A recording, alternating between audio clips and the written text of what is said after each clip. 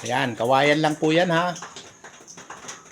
Kapag may kapitbahay kang mabait, or sabihin natin laging wala dun sa taniman niya ng kawayan, Agpaalam ka di puno. paalam sa puno, nakikiharvest ng tanim ng may tanim, may pangulam ka na ng pananghalian. Oh, bilihin mo kay Manila dato, itakitaan naman oh. Nagganasan. Yung mahal. Buwenta pa ita 35 tiko ah. 1/4. 35 1/4 man. Siyak mga tagtinda ra mo. Palit kayo ng kutsilyo ni nanay.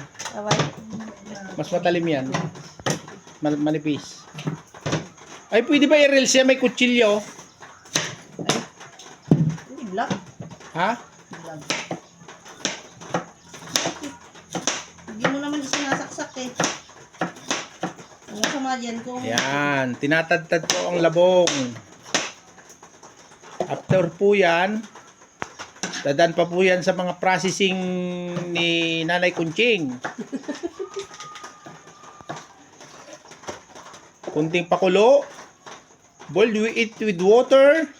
Then, sabay shake it. Sikit-sikit. Pwede nang iluto ang labong.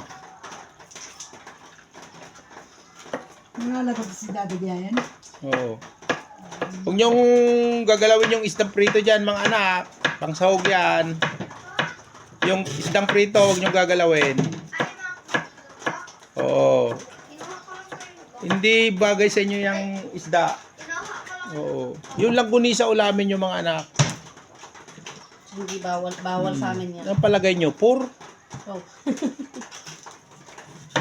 Kailan po kayo kamahal? Hindi kagaya nagbabantay noon sa inyo nung una. Mas lalong mas matayin. Inuuna yung sarili.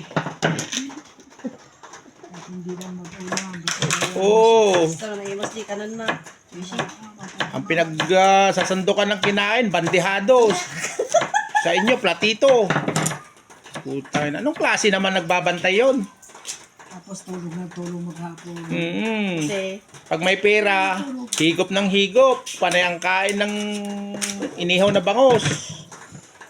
Latag ng foil. Alam nyo na po yon kung ano yon, Sinsord.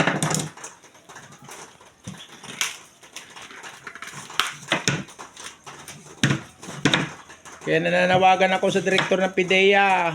Huliin nyo na po yon. Baka dumami pa yung lahi nun.